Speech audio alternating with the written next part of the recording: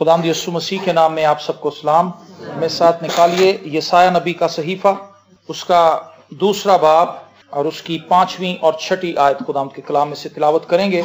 यशायाह नबी का सहीफा पुराने अहदनामे में 2 बाब और उसकी 5वीं और 6ठी आयत। खुदावंद के जिंदा पाक कलाम में यूं मरकूम है, ए याकूब के घराने आओ हम खुदावंद की रोशनी में चलें।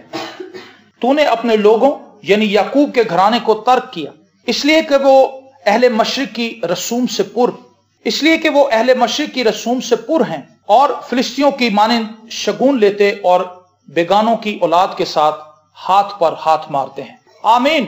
यहां पर पहली आयत में जो 5वीं आयत हमने पढ़ी है, खुदा की तरफ से इंस्ट्रक्शंस हैं याकूब की फैमिली के लिए, बनी इस्राइल के लिए, ईमानदारों के लिए और आज की मौजूदा कलीसिया के लिए। इंस्ट्रक्शंस क्या हैं? ए याकूब के घराने यानी ए पाक कलीसिया, ए मुकद्दसीन, आओ हम खुदावंद की रोशनी में चलें। और अगली जो 6ठी आयत है वो बड़ी गौर तलब है। यहां पर खुदा ने कुछ रीजंस बताई हैं क्यों खुदा अपने लोगों को रोशनी में कॉल कर रहा है, क्योंकि उसके लोग तारीकी के अंदर चल रहे हैं। पहली बात, तूने अपने लोगों यानी याकूब के घराने को तर्क किया। जब हम खुदा की रोशनी में नहीं चल रहे होते तो हम रिजेक्टेड पीपल होते हैं, हम वो लोग होते हैं जिन्हें खुदा रद्द कर देता है। और रद्द क्यों किया खुदा ने? इसलिए कि वो अहले मशरिक की रसूम से पुर हैं। अहले मशरिक जो हैं उनमें ज्यादातर देवी देवताओं को मानने वाले लोग हैं और कलीसियाओं के अंदर भी आज ऐसी रसूमात बकसरत हमें नजर आती हैं। वो हमारी प्रैक्टिस के अंदर शामिल हो चुकी है, इस तरह से शामिल हो चुकी हैं कि हमें अंदाजा नहीं है कि हम इन तमाम चीजों को कर रहे हैं, लेकिन इनके पीछे शैतान के काम हैं जो हम हर रोज सरंजाम देते हैं। और दूसरी बात, फिलिस्तियों की मानिंद शगुन लेते हैं। इन्हें बड़ा तजस्सुस है कि किसी तरह हमें यह पता चल जाए, कोई बंदा हाथ देख के हमें बता दे कि कल क्या होने वाला है। तोता कोई फाल निकाल ले, तोता बता दे। मैं ये समझता हूं कि तोता कम से कम इतना कलमंद तो नहीं है कि वो आपका फ्यूचर बता सके। क्या है, तोता तो बेचारा फिरता है कार्ड्स के आगे। मैंने देखा है वो मासूम सा जानवर है, इतना सा उसका दिमाग है और आपके दिमाग के 10 खरब खुलिए। एक बहुत मशहूर राइटर है, उसने अपनी तहकीक की है, साइंसदान है, उसने कहा एक आम इंसान के दिमाग के अंदर 10 खरब खुलिए होते हैं और वो 10 खरब टाइप की मेमोरीज को सेव कर सकता है। कितनी मेमोरी को जी? तो हम एक इतने से तोते को जिसका इतना सा दिमाग है, उसकी पता नहीं बेचारे कितनी मेमोरी है, हम उस पर डिपेंड करके अपने फ्यूचर को बिल्ड कर रहे हैं। खुदा कहता है कि इन्हें शगुन निकालने का बड़ा शौक है। तोतों के ऊपर हमें एतबार है। वो शख्स जो फुटपाथ पे बैठा हुआ है, जिसके अपने कपड़े साफ नहीं, जिसने खुद पता नहीं रोटी खाई है या नहीं खाई, हम उससे अपना हाथ दिखा के सेटिस्फाई हो जाते हैं कि इसने जो बताया है कल ऐसा ही होगा। तो खुदा कहता है कि इन चीजों से मुझे नफरत है, मुझे इन चीजों से कराहियत होती है, ये चीजें मेरे लिए नफरत अंगेज हैं और मुझे ये चीजें पसंद नहीं है। अपने लोगों का ये रवैया, अपने लोगों का ये चाल चलन, अपने लोगों की ये सोच मुझे पसंद नहीं है। और लिखा है, और बेगानों की औलाद के साथ हाथ पर हाथ मार, गैर कौम के साथ हम खलत मलत हो गए, मिल गए, मिक्स हो गए। इस तौर से हमने उनकी रसूमात को अडॉप्ट किया अपनी लाइफ के अंदर कि हम नजर ही नहीं आते। बकरी और भेड़ को आप खड़ा कर दें तो बकरी और भेड़ को अलग-अलग नजर आना चाहिए। भेड़ का जो स्ट्रक्चर है वो बकरी से बिल्कुल फर्क है। लेकिन कितनी बदबख्ती की बात है कि आज कलीसिया दुनिया से किसी तौर भी फर्क नहीं। कलीसिया में और दुनिया में कोई दूरी है ही नहीं, मुमासलत है। कलीसिया के लोग भी वही काम कर रहे हैं जो दुनियावी लोग कर रहे हैं। वो भी शराबें पी रहे हैं, वो भी गैर औरतों के पीछे भाग रहे हैं, वो भी अपनी बीवियों के साथ अच्छा सलूक नहीं कर रहे, बीवियां जो है वो अपने शौहरों के साथ अच्छा सलूक नहीं कर रही, बच्चों को हम बिगाड़ रहे हैं, बच्चों को नशाबाजी की तरफ लेकर आ रहे हैं, दुआ का रुझान नहीं है फैमिलीज के अंदर, कलाम पढ़ने का रुझान नहीं है, सुबह दोपहर शाम टीवी ही लगा हुआ है, ड्रामे हमें अजबर हो चुके हैं, ड्रामों के किरदार बच्चों को जुबानी याद है, बच्चों को गीत याद नहीं है, बच्चों को गाने याद हैं। वजह यह कि घर में गाने बजाए जाते हैं, सुनाए जाते हैं, सुने जाते हैं। इसलिए बच्चों का जो दिमाग है, याद रखें, बच्चों का दिमाग एक स्लेट की तरह है, बिल्कुल ब्लैंक है। बच्चों को कोई चीज फौरन याद हो जाती है। मुझे एक चीज याद करने में देर लगेगी, लेकिन जैरी उसे फौरन याद कर लेगा। उसकी रीजन क्या है कि इसका दिमाग बिल्कुल साफ है, ये फिक्रों से आजाद है।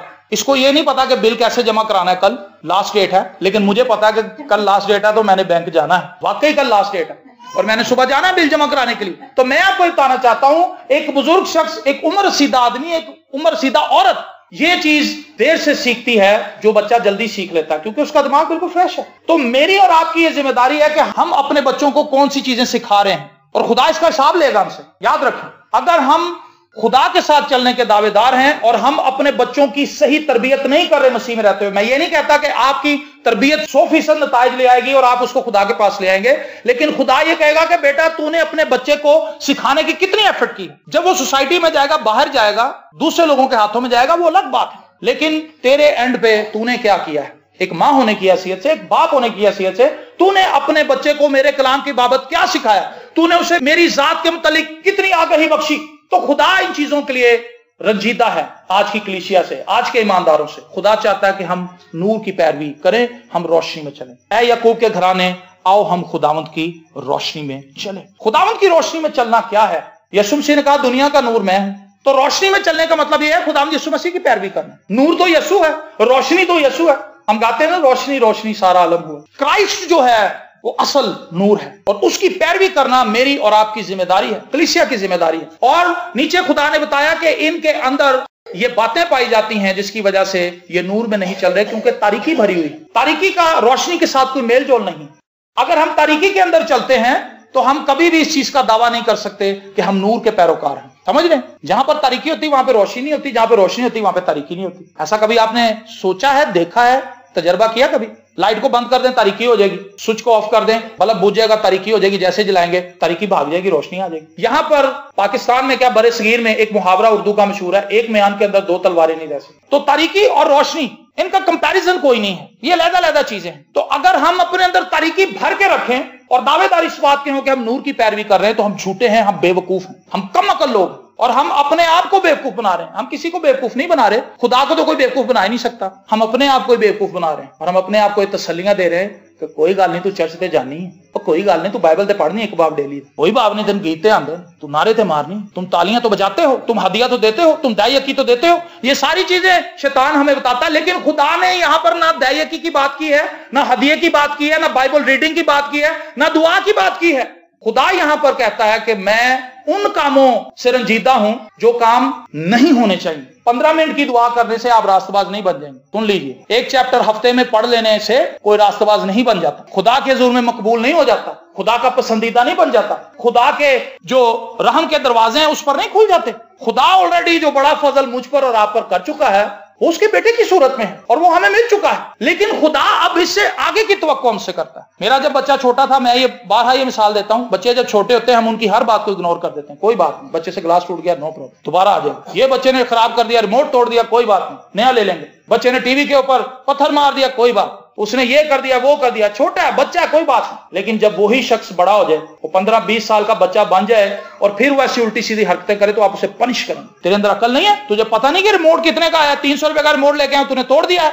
हम मसीह में 20 साल से चल रहे हैं, लेकिन हम शीरखार बच्चे ही हैं, दूध ही पी रहे फीडर के साथ। खुदा चाहता है कि हम सख्त गिजा की तरफ भी आए, क्योंकि जब तक हम सख्त गिजा नहीं खाएंगे हम मजबूत नहीं होंगे, हम कमजोर ही रहेंगे। मेरा बच्चा 2.5 साल का हो गया, वो फीडर तो पीता है, लेकिन अब उसके साथ उसे दूसरी चीजों की भी जरूरत है। उसने गोश्त भी खाना है, उसने कीमा भी खाना है, उसने मुर्गी भी खानी है, उसने मछली भी खानी है, उसने फ्रूट भी खाने हैं, उसने तमाम चीजें खानी है और तमाम विटामिन को अपनी बॉडी में लेना है ताकि उसकी बॉडी स्ट्रांग हो जाए। हम 15 मिनट की दुआ पे लगे हुए, महीने में एक बार चर्च आ गए, आगे बैठ गए, वो भी एंड में शामिल हुए या सेंटर में आ गए, प्रस्तिश गुजर गई, कलाम के आध में आ गए, पता ही नहीं चला। क्योंकि जब आप कलाम के आध में पहुंचेंगे, आधे कलाम में, तो ट्रैफिक की पांपा ही आपकी जान छोड़ेगी। 10-15 मिनट तो बंदेगा, लाहौर की जो गलियों में से कोई बंदा आ जाए, अभी थोड़ी देर पहले मैं और दाऊद आए स्टेशन की तरफ से, हमें लग पता गया कि कितनी ट्रैफिक है रास्ते में, तो ट्रैफिक की पांपा ही नहीं 15 मिनट तो जान छोड़ती। उतनी देर में कलाम खत्म हो गया और वो बंदे को शैतान ने दिलासा दिया कि तू आते गए, तेरी हाजिरी ते लग गई। ये बेवकूफी है। खुदा चाहता है कि हम अपनी रविशों पर गौर करें। दाऊद ज़बूर 119 में, जिसके ऊपर पाजी साहब हमें स्टडी करवा रहे हैं, उसके अंदर आगे चल के इसको बयान करेंगे कि मैंने अपनी रविशों के ऊपर गौर किया, मैंने तेरी शहादतों की तरफ अपने कदम मोड़े। सो जल्दबाजी मत करें कि कल क्या होने वाला है, किसी सियाने के पास ना जाएं, किसी दरबार पे ना पहुंच जाएं। मैंने इतना घिनौना काम करते हुए लोगों को देखा है, दरबार के तेल से स्लीप बनाते हुए देखा लोगों। दरबार पे खड़ा हुआ है, वहां पे दिए जले में, उसके अंदर तेल है, उससे क्रॉस बना रहा है, बाप बेटे रूह कुदूस के नाम में। अहमक है वो आदमी, बेवकूफ है। पहले तो महज स्लीप बनाने से कुछ नहीं होना, और वो भी दरबार के तेल से। घर का ही ले ले, सरसों का तेल, जो इतना ही तुझे शौक है स्लीप बनाने का। स्लीप बनाने से कुछ नहीं होगा, स्लीप के पैगाम को समझने से कुछ होगा, उसको कबूल करने से कुछ होगा। जितनी मर्जी भारी स्लीप अपने गले में लटका लें, अपने घर में लगा लें, सोने की स्लीपें बनवा लें, चांदी की स्लीपें बनवा लें, हीरे की स्लीप बनवा लें, लेकिन उससे कुछ नहीं होने वाला। अगर सलीब पर किए गए काम को हमने कबूल ना किया, यीशु मसीह के खून की हमने कदर ना की, यीशु मसीह जो हम गीत गाते हैं, कई मेरे वर्गे आ होए ने कट्ठे, उन्होंने मारन तारने नाले कर देने ठट्ठे, कोई जान ना सके ओदी प्रेम कहानी। हमें आज मसीहियत की बेसिक तालीम का पता नहीं है, एबीसी से भी हम वाकिफ नहीं, लेकिन हम बूढ़े हो गए हैं। अफसोसनाक बात है। खुदा चाहता है कि हम नूर में चलें, हम उसकी पैरवी करें, उसके पीछे चले। नूर में चलना क्राइस्ट को फॉलो करना है, नूर में चलना बाइबल मुकद्दस की तालीमात को फॉलो करना है, नूर में चलना अकलमंदी से चलना है। आपको पता है खुदा यीशु मसीह ने कहा कि दो शख्स थे, एक ने अपना घर चट्टान पर बनाया और एक ने किस पे बना लिया जी? तो रेत वाले के साथ क्या हुआ? तूफान आए, आंधियां आई, सैलाब आए और वो उसका घर भी साथ ही चला गया। लेकिन जिसने चट्टान पर घर बनाया था उसका घर कायम रहा। सारी आफतें आई लेकिन उस घर को कुछ ना हो सका, क्योंकि उसकी बुनियाद गहरी थी। क्या मेरी और आपकी बुनियाद मसीह में गहरी है? ये फिक्रमंदी की बात है, ये फिक्रमंदी के लम्हात हैं। खुदा चाहता है कि हम तारीकी से निकल के नूर में आ जाएं, क्योंकि वो वक्त करीब है जब खुदा यीशु मसीह बादलों पर जाहिर होंगे और मैं और आप उस वक्त से ना वाकिफ हैं। और अगर हम तैयार ना हुए तो हम रह जाएंगे, लेकिन खुदा चाहता है कि हम नूर में चलें। हालेलुया। यीशु मसीह ने तो बड़ी बात की, तुम दुनिया का नूर हो। महज ये नहीं कहा कि मैं दुनिया का नूर हूं, मेरे लिए और आपके लिए भी यही अल्फाज कहे गए, तुम दुनिया का नूर हो, तुम जमीन के नमक हो। हमें तो एक भारी रिस्पॉन्सिबिलिटी है। मैं ये समझता हूं खुदा यीशु मसीह ने यहां पर नफ्सियात का एक बहुत बड़ा सबक इस्तेमाल किया है। आप किसी शख्स को कहें आप तो हीरो लग रहे हैं, आप तो हीरो हैं, थोड़े दिनों के बाद आप देखेंगे वो बंदा हीरो की तरह एक्टिंग करता हुआ नजर आएगा, क्योंकि आपने उसकी नफ्सियात को कैप्चर किया है, पकड़ लिया है। वो यहां तो टोपी पहन लेगा। मैंने एक दो दफा अपने बेटे को कहा यार आज तो तू हीरो लग रहा है, वो भागता हुआ आता है, ट्राउजर उसने गंदा पहना होता है, स्वेटर उसका इधर जा रहा था, कहता पापा मैं हीरो लग रहा हूं। मैंने कहा बेटा तू जिस हालत में भी हो मुझे तो तू हीरो ही लगेगा, क्योंकि तू मेरा बेटा है। खुदावंद यीशु मसीह ने भी यही ट्रिक इस्तेमाल किया, तुम जमीन का नमक हो। खुदावंद यीशु मसीह माहिर नफ्सियात भी है, आमीन। और उसने हम पर यह जिम्मेदारी ला दी, उसने हमें यह बताया जब हम खुदा के कलाम को पढ़ते हैं, जब कभी मैं साहित्य पे पहुंचता हूं खुदावंद यीशु मसीह के अल्फाज पढ़ता हूं कि तुम जमीन का नमक हो, तो फौरन मैं अपने आप को देखता हूं कि मैं तो नमक हूं। नमक जायका देता है, मैं दुनिया का नूर हूं, मेरी रोशनी कहां है? मैं फौरन अपने आप से सवाल करता हूं। तो क्राइस्ट जो है वो इन तमाम तालीमात से जिन्हें आज हम डिस्कवर कर रहे हैं, बहुत पहले से, जब दुनिया वजूद में भी नहीं आई थी, पहले से वाकिफ था। सो बाइबल मुकद्दस को पढ़ना अपने आप को रिस्टोर करना है, बाइबल मुकद्दस को पढ़ना अपने आप को मुकम्मल करना है, बाइबल मुकद्दस को पढ़ना अपने आप को जांचना है, बाइबल मुकद्दस को पढ़ना अपनी फैमिली को स्ट्रेंथन करना है, बाइबल मुकद्दस को पढ़ना खुदा से वाकफियत हासिल करना है, बाइबल मुकद्दस को पढ़ना अपनी जिंदगी को मुस्बत सोचों और ख्यालात से भरना है, बाइबल मुकद्दस को पढ़ना अपनी जिंदगी को मनफी सोचों से आजाद करवाना है, बाइबल मुकद्दस को पढ़ना अपनी जिंदगी को बरकत के धारे के अंदर लेकर आना है, बाइबल मुकद्दस को पढ़ना अपनी सोचों को खुदा की सोचों के साथ मुंसलिक करना है। और जब हम खुदा का कलाम पढ़ते हैं, खुदा की सोचों के साथ जुड़ जाते हैं, तो हम नूर में चलने वाले बन जाते हैं। हालेलुया। लेकिन मैं आपको यह बताना चाहता हूं, क्या इन तमाम बातों को सुनने के बाद आपको एहसास होता है कि हम नूर में चल रहे हैं? हम नूर में नहीं चल रहे। आई एम सॉरी टू से, ये मुश्किल बात है, हजम करना मुश्किल है, लेकिन ये है सच्चाई। जो चीजें शिफा देती हैं वो कड़वी होती हैं। मीठे शरबत इतना असर नहीं करते जितनी कड़वी दवाई असर करती। 500-500 मिलीग्राम का कैप्सूल और उनके अंदर कड़वी दवाई भरी होती है, और वो जब अंदर जाती है वो आपकी पूरी बॉडी को थका देती, निढाल कर देती, लेकिन वो आपकी अंदर से बीमारी को किल कर देती। इसी तरह सख्त बातें जिनकी तरफ खुदा हमें लाना चाहता है, रसूल ने कहा कि तुम तो उस तरह से चल ही नहीं सके खुदा के साथ, तुम तो अभी भी शीरखार बच्चे हो, तुम्हारे अंदर इतनी सख्त ही नहीं है कि तुम खालिस तालीम को बर्दाश्त कर सको। अगर कोई पादरी हमें सख्त कलाम सुना दे, हम उस चर्च जाना छोड़ देते, कहते हो पादरी लाला के गला कर। हमें किसी को लगाने की जरूरत नहीं है, हम तो कलाम बयान कर रहे हैं। कलाम अगर आपको काट रहा है तो फिर आपका मसला है, हमारा तो नहीं है। अगर कलाम की कोई आयत मुझे काटती है तो इसमें कलाम का कोई मसला नहीं, मेरा मसला है। मुझे ठीक होना है, मुझे अपने आप को ठीक करना है। शीशे को साफ करने की जरूरत नहीं, अपने मुंह को धोने की जरूरत। हम कई दफा आईना ही साफ करते रहते हैं, मुंह अपने पे कालख लगी होती।